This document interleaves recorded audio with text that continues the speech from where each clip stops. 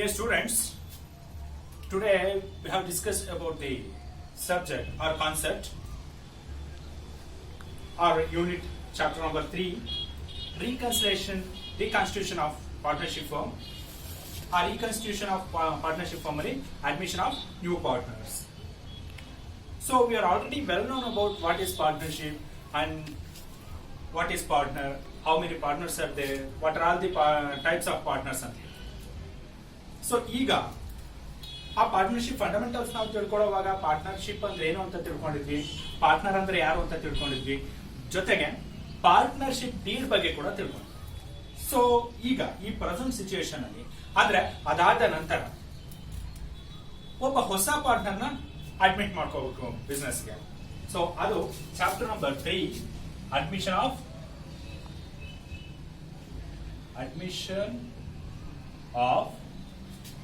partner. Okay, admission of partner. So reasons ಏನು partners ನ admit ಮಾಡ್ಕೊಳ್ಳೋಕೆ? ರೀಸನ್ಸ್ ಏನು? ನಾವು ಕೆಲವು ರೀಸನ್ಸ್ ನ ಬೈ ಪ್ರಾಕ್ಟಿಕಲಿ ನಾವೀಗ ನೋಡ್ಕೊಂತ ಬರೋದು. ಏನದು? ಒಬ್ಬ ಹೊಸ ಪಾರ್ಟ್ನರ್ ನ ಅಡ್ಮಿಷನ್ ಮಾಡ್ಕೊಳ್ಳೋದಿಕ್ಕೆ ಕಾರಣಗಳಿದೆಯಾ? ಮಾಡ್ಕೋಬೇಕಾಗತ್ತಾ? Yes, of course. ಕಾರಣ ಏನು ಅಂತ ಹೇಳಿದ್ರೆ, ಬರುವಂತಹ ಪಾರ್ಟ್ನರ್ ಏನ್ ಮಾಡ್ತಾನೆ, ನಮ್ಮ ಬಿಸ್ನೆಸ್ಗೆ ಹೆಲ್ಪ್ಫುಲ್ ಆಗಿರ್ತಾನೆ. ಏನೆಲ್ಲ ಇದಾಗುತ್ತೆ? What are the reasons to admit the new partner into the business ಅಂತ ಹೇಳಿದ್ರೆ, point number 1, increase the capital. Causes are reasons. First ನಾವು ರೀಸನ್ಸ್ ನೋಡ್ತಾ ಹೋಗೋಣ. Reasons, point number 1, increase the capital. Increase the capital. ನೋಡಿ, ಯಾರಾದ್ರೂ partner ಬಂದ ಅಂತ ಹೇಳಿದ್ರೆ, ಹೊಸದಾಗಿ ಅಡ್ಮಿಷನ್ ಆಗ್ತಾನೆ ಅಂತ ಹೇಳಿದ್ರೆ, ಅವನೇನ್ ಮಾಡ್ತಾನೆ? ಕ್ಯಾಪಿಟಲ್ ನ ಇಂಟ್ರೊಡ್ಯೂಸ್ ಮಾಡ್ತಾನೆ. ಸೊ ನಮ್ಮ ಕ್ಯಾಪಿಟಲ್ ನಲ್ಲಿ ಫಾರ್ ಎಕ್ಸಾಂಪಲ್ ಇಲ್ಲಿ ಏನೋ ಇದೆ ಅಂತ ಹೇಳಿದ್ರೆ, ಎ ಮತ್ತೆ ಬಿ ಇಬ್ರು ಪಾರ್ಟ್ನರ್ಸ್ ಇದ್ದಾರೆ. ಇವರಿಬ್ರದ್ದು 20,000 ಪ್ಲಸ್ 40,000 ಟೋಟಲ್ 60,000 ಕ್ಯಾಪಿಟಲ್ ಇದೆ. ಈ 60,000 ಕ್ಯಾಪಿಟಲ್ ಇಟ್ಕೊಂಡು ಇವರೇನ್ ಮಾಡ್ತಾ ಇದ್ದಾರೆ? ಬಿಸ್ನೆಸ್ ನ ಹ್ಯಾಂಡಲ್ ಮಾಡ್ತಾರೆ. ಸೊ ಇಲ್ಲಿ ಏನಾಗುತ್ತೆ ಅಂದ್ರೆ, ಸಿ ಅನ್ನೋನ್ನ ಆಡ್ ಮಾಡ್ತಾರೆ. ಈ ಸಿ ಏನ್ ಮಾಡ್ತಾನೆ? 60,000 ಕ್ಯಾಪಿಟಲ್ ನ ಇನ್ವೆಸ್ಟ್ ಮಾಡ್ತಾನೆ. 60,000 ನ ಕ್ಯಾಪಿಟಲ್ ಅಂತ ಹೇಳಿ ಇನ್ವೆಸ್ಟ್ ಮಾಡ್ತಾರೆ. ಈ ಕ್ಯಾಪಿಟಲ್ ನ ಇನ್ವೆಸ್ಟ್ ಮಾಡುವಂತ ಸಂದರ್ಭದಲ್ಲಿ ಆಗೇನಾಗುತ್ತೆ? ಕ್ಯಾಪಿಟಲ್ ನ ವ್ಯಾಲ್ಯೂ ಅಥವಾ ಕ್ಯಾಪಿಟಲ್ ಅಲ್ಲಿ ರೈಸ್ ಆಗ್ತಾ ಹೋಗುತ್ತೆ. ಇನ್ಕ್ರೀಸ್ ಆಫ್ ಕ್ಯಾಪಿಟಲ್ ಅಂತ ಹೇಳಿದ್ರೆ, ಹೊಸ ಪಾರ್ಟ್ನರ್ ಮತ್ತಷ್ಟು ಇನ್ವೆಸ್ಟ್ಮೆಂಟ್ ನ ತಗೊಂಡ್ ಬರ್ತಾನೆ, ಕ್ಯಾಪಿಟಲ್ ಇನ್ವೆಸ್ಟ್ ಮಾಡ್ತಾನೆ, ಇಂಟ್ರೊಡ್ಯೂಸ್ ಮಾಡ್ತಾನೆ. ಸೊ ಆಗ ಏನಾಗುತ್ತೆ? ನಮ್ಮ ಕ್ಯಾಪಿಟಲ್ ಅಕೌಂಟ್ ರೈಸ್ ಆಗ್ತಾ ಹೋಗುತ್ತೆ. ಸೊ ನೆಕ್ಸ್ಟ್ ಅಲ್ಲಿ ಇದಾದ ನಂತರ ನೋಡೋದಾದ್ರೆ, second one, expansion of business. Expansion of business. Expansion of business ಅಂತ ನೋಡಿ. ಎಕ್ಸ್ಪೆನ್ಷನ್ ಆಫ್ ಬಿಸ್ನೆಸ್ ಅಂತ ಹೇಳಿದ್ರೆ ವ್ಯವಹಾರದ ವಿಸ್ತಾರ. ವಿಸ್ತಾರ ಅಂತ ಹೇಳಿದ್ರೇನು? ನಿಮಗೆ ಕನ್ಫ್ಯೂಷನ್ ಆಗ್ಬೋದು.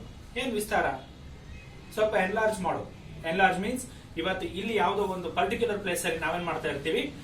ಬಿಸ್ನೆಸ್ ನ ನಡೆಸ್ತಾ ಇರ್ತೀವಿ. ಹೊಸ ಪಾರ್ಟ್ನರ್ ಮುಂಬೈಯಿಂದ ನಮ್ಗೆ ಏನಾಗ್ತಾನೆ? ಬರ್ತಾನೆ. ಸೊ ಅವ ಮುಂಬೈಯಿಂದ ಬಂದ ಅಂತ ಹೇಳಿದ್ರೆ ನಮ್ಮ ಬಿಸ್ನೆಸ್ ಏನಾಗುತ್ತೆ? ಮುಂಬೈಗೆ ಎಕ್ಸ್ಟೆಂಡ್ ಆಗುತ್ತೆ. ಸೊ ಅಲ್ಲಿ ಒಂದು ಬ್ರಾಂಚ್ ಆಫೀಸ್ ನ ಓಪನ್ ಮಾಡಬಹುದು.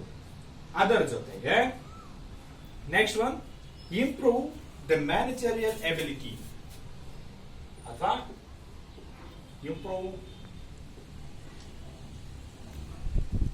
ಇಂಪ್ರೂವ್ಮೆಂಟ್ ಆಫ್ ಮ್ಯಾನೇಜರಿಯಲ್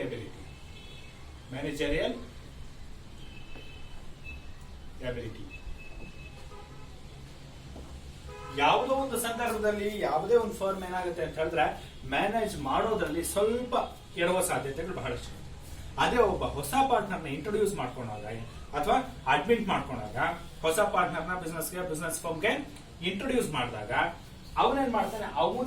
ಅವನ ಮೈಂಡ್ ಅಲ್ಲಿ ಇರ್ತಕ್ಕಂಥ ಕೆಲವು ಐಡಿಯಾಗಳನ್ನ ಕೊಟ್ಟು ಬಿಸ್ನೆಸ್ ನ ಸ್ಟಾರ್ಟ್ ಮಾಡೋದಕ್ಕೆ, ಬಿಸ್ನೆಸ್ ನ ಕರೆಕ್ಟ್ ಆಗಿ ಹ್ಯಾಂಡಲ್ ಮಾಡೋದಕ್ಕೆ, ಮ್ಯಾನೇಜ್ ಮಾಡೋದ್ರ ಕಡೆಗೆ ಕೂಡ ಅವ ಗಮನ ಕೊಡ್ತಾ ಹೋಗ್ತಾನೆ. ಸೊ ಅದು ಮ್ಯಾನೇಜರಿಯಲ್ ಎಬಿಲಿಟಿ ಅಂತ ಹೇಳಿದ್ರೆ ನಿರ್ವಹಣಾ ಸಾಮರ್ಥ್ಯ ಅಂತ ಹೇಳಿ ಕರಿತೀವಿ. ಆ ನಿರ್ವಹಣಾ ಸಾಮರ್ಥ್ಯವನ್ನ ಇಂಪ್ರೂವ್ ಮಾಡ್ಕೊಳ್ಳೋದಕ್ಕೋಸ್ಕರ, ಅದನ್ನ ಇನ್ನಷ್ಟು ಇಂಪ್ರೂವ್ಮೆಂಟ್ಸ್ ನ ಕಾಣೋದಕ್ಕೋಸ್ಕರ ನಾವೇನ್ ಮಾಡ್ತೀವಿ, ಹೊಸ ಪಾರ್ಟ್ನರ್ ಅಡ್ಮಿಟ್ ಮಾಡ್ಕೋತೀವಿ. ಇನ್ನು ಲಾಸ್ಟ್ ಒನ್ ನಾವು ನೋಡೋದಾದ್ರೆ ಏನ್ ಹೇಳ್ತಾರೆ ಅಂತ ಹೇಳಿದ್ರೆ, increase good will of the firm. Increase good will of the firm. Good will of the firm. So ಈ ವರ್ಡ್ ನ ನೋಡಿ, ವಾಟ್ ಈಸ್ ಗುಡ್ ವಿಲ್? ಇದರಲ್ಲಿ 2 or 3 ಪಾಯಿಂಟ್ಸ್ ಅಥವಾ 4 ಪಾಯಿಂಟ್ಸ್ ಕೇಳ್ಬಿಟ್ಟು ನಿಮಗೆ 2 ಮಾರ್ಕ್ಸ್ ಕೇಳೋ ಚಾನ್ಸಸ್ ಇರುತ್ತೆ. State the reasons for admission of new partner ಅಂತ ಹೇಳಿ. ಸೊ ಆ ಕ್ವಶನ್ಗೆ ಆನ್ಸರ್ ಆಗುತ್ತೆ. ಸೊ ಅದನ್ನ ಬಿಟ್ರೆ ಇಲ್ಲಿ ಒಂದು ಹೊಸ ಪದ ಇಂಟ್ರೊಡ್ಯೂಸ್ ಆಗುತ್ತೆ, goodwill. What is goodwill? ಕೇಳ್ತಾರಲ್ಲ ಸರ್, ಗುಡ್ ಅಂದ್ರೆ ಒಳ್ಳೇದು, ವಿಲ್ ಅಂದ್ರೆ ಗುಡ್ ಅಂದ್ರೆ ಒಳ್ಳೇದು, ಓಕೆ. ವಿಲ್ ಅಂದ್ರೆ ಅದೇ ಸಾಯಕ್ ಮುಂಚೆ ಮಾಡ್ತಾರಲ್ಲ ವಿಲ್, ಅದೇನಾ? ಅಲ್ಲ, ವಿಲ್ ಅಂತ ಹೇಳಿದ್ರೆ ಹೆಸರು ಅಂತ ಕರೀತಾರೆ. ಇಲ್ಲಿ ಗುಡ್ ವಿಲ್ ಅಂದ್ರೆ ಒಳ್ಳೆಯ ಹೆಸರು, ಒಳ್ಳೆಯ ಹೆಸರು. ದಟ್ ಮೀನ್ಸ್ ರೆಪ್ಯುಟೇಷನ್, ಗೌರವ, reputation. Good will is the reputation of the company. Good will means reputation of the company ಅಂತ ಹೇಳಿ ಕರಿತೀವಿ. ಹಾಗಾದ್ರೆ ಹೊಸ ಪಾರ್ಟ್ನರ್ ಅಡ್ಮಿಷನ್ ಮಾಡ್ಕೊಂಡಾಗ ಗುಡ್ ವಿಲ್ ಯಾವ ರೀತಿ ಜಾಸ್ತಿ ಆಗುತ್ತೆ? ಫಾರ್ ಎಕ್ಸಾಂಪಲ್, ನಂದೊಂದು ಬಿಸ್ನೆಸ್ ಫರ್ಮ್ ಇದೆ. ನಾನು ಹೇಳ್ತೀನಿ, ಯಾರೋ ಒಬ್ರು ದೊಡ್ಡ ವ್ಯಕ್ತಿಗಳ ಹೆಸರು ಹೇಳ್ಬಿಟ್ಟು ಆ ದೊಡ್ಡ ವ್ಯಕ್ತಿ ನನ್ನ ಬಿಸ್ನೆಸ್ ಅಲ್ಲಿ ಇನ್ವಾಲ್ವ್ ಆಗಿದ್ದಾರೆ, ನನ್ನ ಬಿಸ್ನೆಸ್ ಅಲ್ಲಿ ಪಾರ್ಟ್ನರ್ ಆಗಿದ್ದಾರೆ ಅಂತ ಹೇಳಿದಾಗ ಆಟೋಮೆಟಿಕ್ ಆಗಿ ಏನಾಗುತ್ತೆ, ನನ್ನ ಫರ್ಮ್ ನೇಮು, ನನ್ನ ಕಂಪನಿ ನೇಮು ಬಹಳಷ್ಟು ಜನಕ್ಕೆ ರೀಚ್ ಆಗುತ್ತೆ. ಆ ಒಬ್ಬ ಪರ್ಟಿಕ್ಯುಲರ್ ರೆಪ್ಯೂಟೆಡ್ ಪರ್ಸನ್ ಅಂತ ಹೇಳಿದಾಗ ನನ್ನ ಆಟೋಮೆಟಿಕಲಿ ನನ್ನ ಕಂಪನಿ ಅಥವಾ ನನ್ನ ಫರ್ಮ್ ರೆಪ್ಯುಟೇಷನ್ ಏನಾಗುತ್ತೆ, ರೆಪ್ಯೂಟೆಡ್ ಪರ್ಸನ್ ಪರ್ಸನ್ ನಾನು ಅಡ್ಮಿಟ್ ಮಾಡ್ಕೊಂಡಾಗ ಆ ರೆಪ್ಯೂಟೆಡ್ ಪರ್ಸನ್ ಕಡೆಯಿಂದ ರೆಪ್ಯುಟೇಷನ್ ಆಫ್ ಫರ್ಮ್ ಅನ್ನೋದು ಜಾಸ್ತಿ ಆಗ್ತಾ ಹೋಗುತ್ತೆ. ಓಕೆ, ಸೊ ಇಷ್ಟೆಲ್ಲ ತಿಳ್ಕೊಂಡ್ರಿ, ರೀಸನ್ಸ್ ತಿಳ್ಕೊಂಡ್ರಿ. ಹಾಗಾದ್ರೆ what you mean by admission of partner? ಇದೊಂದು ಪ್ರಶ್ನೆ ಕಾಡುತ್ತೆ ಅಲ್ವಾ? ಏನು ಅಡ್ಮಿಷನ್ ಆಫ್ ಪಾರ್ಟ್ನರ್ ಅಂದ್ರೆ ಏನು ಅಂತ ನಾವು ನೋಡೋದಾದ್ರೆ, admission of partner refers to taking a person into the partnership firm as a new partner. ಇನ್ನೊಂದ್ಸರಿ ನೋಡ್ಕೊಳ್ಳಿ. Admission of partner refers to taking the person into the partnership firm as a partner, as a new partner ಅಂತ ಹೇಳ್ತೀವಿ. ಏನು, ಒಬ್ಬ ಬೇರೆ ವ್ಯಕ್ತಿಯನ್ನ ಅಥವಾ ಒಬ್ಬ ಹೊಸ ವ್ಯಕ್ತಿಯನ್ನ ನಾವು ಪಾರ್ಟ್ನರ್ಶಿಪ್ ಫರ್ಮ್ಗೆ ಅಡ್ಮಿಟ್ ಮಾಡ್ಕೊಳ್ಳುವಾಗ ಸೇರಿಸ್ಕೊಳ್ಳುವಂತಹ ಪ್ರೋಸೆಸ್ಗೆ ಸೇರಿಸ್ಕೊಳ್ಳೋದಕ್ಕೆ ಅಡ್ಮಿಷನ್ ಆಫ್ ಪಾರ್ಟ್ನರ್ ಅಂತ ಹೇಳಿ ಕರಿತಾ ಹೋಗ್ತೀವಿ. ಸೊ ಈ ಅಡ್ಮಿಷನ್ ಆಫ್ ಪಾರ್ಟ್ನರ್ ಅಲ್ಲಿ ಯಾವ ಅಕೌಂಟ್ಸ್ ಬರುತ್ತೆ? ಫಸ್ಟ್ ಆಫ್ ಆಲ್ ಇದರಲ್ಲಿ ನಾವು ಮಾಡಬೇಕಾದ ಕೆಲವು ಪ್ರೈಮರಿ ಅಕೌಂಟ್ಸ್ ಏನಿರುತ್ತೆ, ಯಾವ್ಯಾವ ಅಕೌಂಟ್ಸ್ ನ ಕ್ಯಾಲ್ಕುಲೇಷನ್ಸ್ ಏನೆಲ್ಲ ಇರುತ್ತೆ, ಯಾವ್ಯಾವ ತರ ಹ್ಯಾಂಡಲ್ ಮಾಡಬೇಕಾಗುತ್ತೆ ಅನ್ನೋದನ್ನ ನಾನು ನಿಮ್ಗೆ ಈ ಕ್ಲಾಸ್ ಅಲ್ಲಿ ತಿಳಿಸ್ಕೊಡ್ತೀನಿ. ಓಕೆ, ಈಗ ಏನ್ ತಿಳ್ಕೋಬೇಕಾಗುತ್ತೆ, ನಾವು ಯಾವ್ಯಾವ ಅಕೌಂಟ್ಸ್ ನ ಮೇಂಟೈನ್ ಮಾಡಬೇಕಾಗುತ್ತೆ ಅಂತ ನೋಡೋದಾದ್ರೆ, ಇಲ್ಲಿ ನಾವು 3 ಅಕೌಂಟ್ ನ ಪ್ರಿಪೇರ್ ಮಾಡಬೇಕಾಗುತ್ತೆ. ಅಡ್ಮಿಷನ್ ಆಫ್ ಪಾರ್ಟ್ನರ್ ಅಲ್ಲಿ ಒಂದು ರಿವ್ಯಾಲ್ಯೂಯೇಷನ್ ಅಕೌಂಟ್, ಎರಡನೇದು partners capital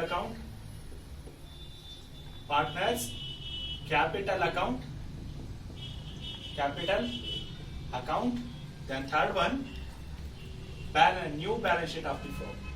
It's not a balance sheet, it's a new balance sheet of the firm. Balance sheet, new balance sheet of the firm. ಈ 3 ಅಕೌಂಟ್ ನ ನಾವೇನ್ ಮಾಡಬೇಕಾಗುತ್ತೆ, ಇಲ್ಲಿ ಪ್ರಿಪೇರ್ ಮಾಡಬೇಕಾಗುತ್ತೆ. ಸೊ ನಾವು ಒಂದೊಂದೇ ಅಕೌಂಟ್ ನ ಇಲ್ಲಿ ಏನು ಅಂತ ತಿಳ್ಕೊಂತ ಬರೋಣ. First one, revaluation account. What is the revaluation account? ಏನು ರಿವ್ಯಾಲ್ಯೂಯೇಷನ್ ಅಕೌಂಟ್ ಅಂದ್ರೆ ಏನ್ ಹೇಳ್ತಾರೆ? Revaluation account is an account prepared to give a connection with recording of increase or decrease in the assets and liabilities ಅಂತ ಹೇಳಿ ಕರೀತೀವಿ. Revaluation account is an account prepared to connection with the recording of increase and decreasing of the assets and liabilities. ಏನು ಅಂದ್ರೆ assets ಮತ್ತು liabilities ಆ ಎರಡರಲ್ಲಿ ಏನೆಲ್ಲ ವ್ಯತ್ಯಾಸಗಳಾಗ್ತಾ ಇದೆ. ಯಾಕೆ ಅಂತ ಹೇಳಿದ್ರೆ ಇವತ್ತಿನ ರೇಟ್ ಒಂದಿರುತ್ತೆ, ನಾವು ನೋಡ್ತಾ ಇರ್ತೀವಿ. ಇವತ್ತು ಲ್ಯಾಂಡ್ ರೇಟ್ ಇದ್ದಿದ್ದಾಗಿರ್ಬೋದು ಅಥವಾ ಇವತ್ತು ಒಂದು ಬಿಲ್ಡಿಂಗ್ ರೇಟ್ ಇದ್ದಿದ್ದಾಗಿರ್ಬೋದು, ಇನ್ನ ಒಂದು ತಿಂಗಳು ಒಂದು ವರ್ಷ ಬಿಟ್ರೆ ಏನಾಗುತ್ತೆ, ಅದರಲ್ಲಿ ಕೆಲವುದ್ರಲ್ಲಿ ಜಾಸ್ತಿ ಆಗ್ತಾ ಹೋಗುತ್ತೆ, ಕೆಲವುದ್ರಲ್ಲಿ ಕಮ್ಮಿ ಆಗ್ತಾ ಹೋಗುತ್ತೆ. ಇವನ್ ಲಯಬಿಲಿಟೀಸ್ ಕೂಡ ಅಷ್ಟೇ. ಲಯಬಿಲಿಟೀಸ್ ಅಂತ ಹೇಳಿದ್ರೆ ನಿಮಗೆ ಗೊತ್ತು, ಕ್ರೆಡಿಟರ್ಸ್ ಇರುತ್ತೆ, ಲೋನ್ ಇರುತ್ತೆ, ಓವರ್ ಡ್ರಾಫ್ಟ್ ಇರುತ್ತೆ, ಬೇರೆ ಬೇರೆ ಎಲ್ಲಾನು ಇರ್ತಾ ಹೋಗುತ್ತೆ, ಬಿಲ್ಸ್ ಪೇಬಲ್ ಇರುತ್ತೆ.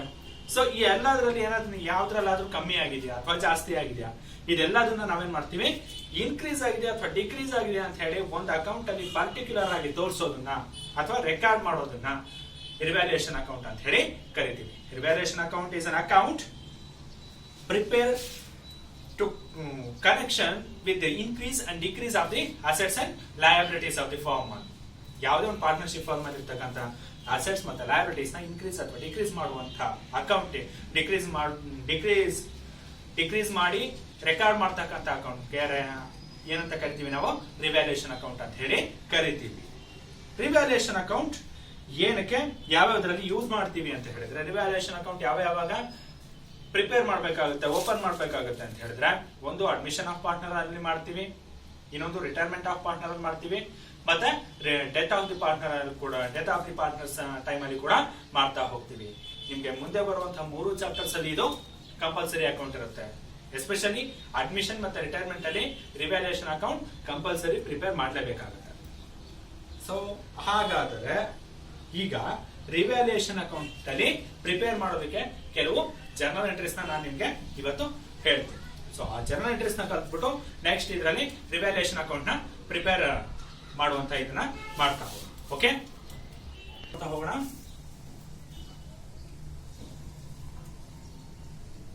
Journal entries.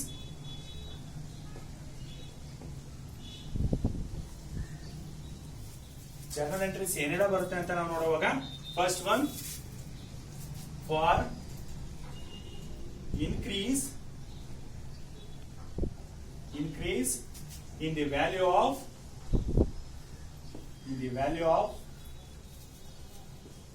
assets,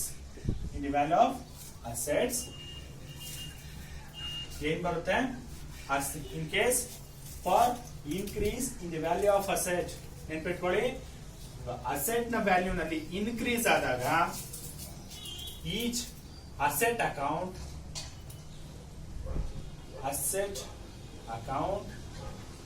that are to revaluation account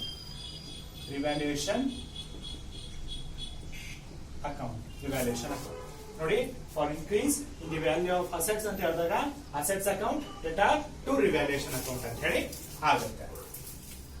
second one for decrease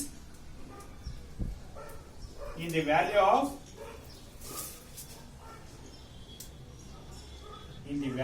of asset. ಒಂದು ವೇಳೆ ಅಸೆಟ್ ನ ವ್ಯಾಲ್ಯೂ ನಲ್ಲಿ ಏನಾದ್ರೂ ಡಿಕ್ರೀಸ್ ಆಯಿತು ಅಂತ ಹೇಳಿದ್ರೆ ಎಂಟ್ರಿ ಚೇಂಜ್ ಆಗುತ್ತೆ. ರಿವ್ಯಾಲ್ಯೂಯೇಷನ್ ಅಕೌಂಟ್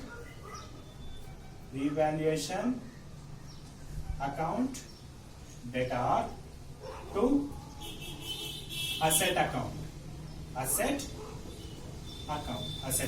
Okay, ನೋಡಿ, for decrease in the value of assets ಅಂತ ಹೇಳಿದಾಗ revaluation account that are to asset account ಅಂತ ಹೇಳಿ ಕರಿತಾ ಹೋಗ್ತೀವಿ.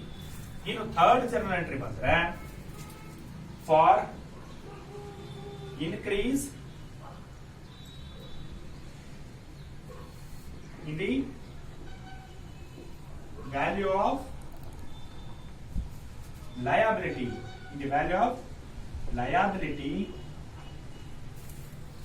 ಏನ್ ಬರುತ್ತೆ ಜರ್ನಲ್ ಎಂಟ್ರಿ ಅಂತ ನಾವು ನೋಡಿದ್ರೆ, ಇಲ್ಲಿ asset account that are to revaluation account ಅಂತ ಹೇಳಿ ಬಂದಿದೆ.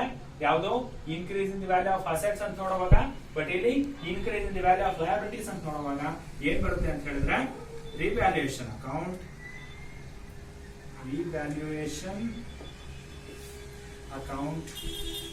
that are to liability account. Each liability account. Okay, each liability account ಅಂತ ಹೇಳಿ ಬರ್ತಾ ಹೋಗುತ್ತೆ. ಸೊ ನೆಕ್ಸ್ಟ್ ಇದರಲ್ಲಿ ನಾವೇನ್ ಮಾಡೋಣ ಅಂತ ಹೇಳಿದ್ರೆ ಇನ್ನೊಂದು ಜರ್ನಲ್ ಎಂಟ್ರಿ ಅಂತ ನೋಡೋದಾದ್ರೆ ನಾವೇನ್ ಮಾಡ್ತೀವಿ, fourth one for decrease in the value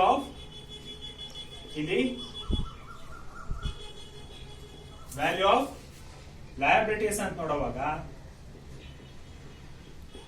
liabilities ಅಂತ ನಾವು ನೋಡುವಾಗ liability account each liability account that are to revaluation account revaluation account. Okay, suppose ಇದೆಲ್ಲದರ ನಡುವೆ ಅನ್ರೆಕಾರ್ಡೆಡ್ ಅಸೆಟ್ ಇತ್ತು ಅಂತ ಹೇಳಿದ್ರೆ, fifth one for ಅನ್ರೆಕಾರ್ಡೆಡ್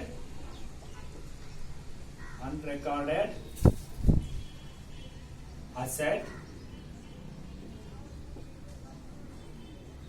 for ಅನ್ರೆಕಾರ್ಡೆಡ್ asset ಇದ್ರೆ ಯಾವುದೇ ಅಸೆಟ್ ನಮ್ಗೆ ಪ್ರೀವಿಯಸ್ ಬ್ಯಾಲೆನ್ಸ್ ಶೀಟ್ ಅಲ್ಲಿ ಮೆನ್ಷನ್ ಆಗಿಲ್ಲ ಅಂತ ಹೇಳಿದ್ರೆ ಅದಕ್ಕೆ ಏನ್ ಬರುತ್ತೆ journal entry,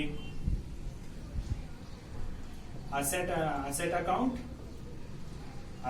account that are to revaluation account.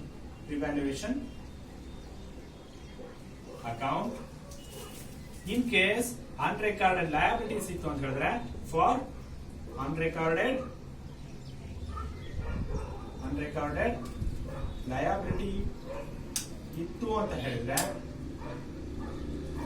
ಏನ್ ಬರುತ್ತೆ, liability account data to revaluation account ಆಗುತ್ತೆ, revaluation account ಆಗುತ್ತೆ. So students, I think ಇವತ್ತಿನ ಕ್ಲಾಸ್ ಅಲ್ಲಿ ನಿಮ್ಗೆ ಈ ಜರ್ನಲ್ ಎಂಟ್ರೀಸ್ ಅಷ್ಟು ಸಾಕು. ಈ ಜರ್ನಲ್ ಎಂಟ್ರೀಸ್ ಗೆ ಪರ್ಫೆಕ್ಟ್ ಆಗಿ ಪ್ರಿಪೇರ್ ಆಗಿ, ಒಂದ್ ವೇಳೆ ಏನಾದ್ರು ಡೌಟ್ಸ್ ಇತ್ತು ಅಂತ ಹೇಳಿದ್ರೆ ನಿಮ್ಮ ಡೌಟ್ಸ್ ನ ಕಾಮೆಂಟ್ ಬಾಕ್ಸ್ ಅಲ್ಲಿ ಕಾಮೆಂಟ್ ಮಾಡಿ ಅಥವಾ ನನಗೆ ಡೈರೆಕ್ಟ್ ಆಗಿ ಕಾಲ್ ಮಾಡಿ.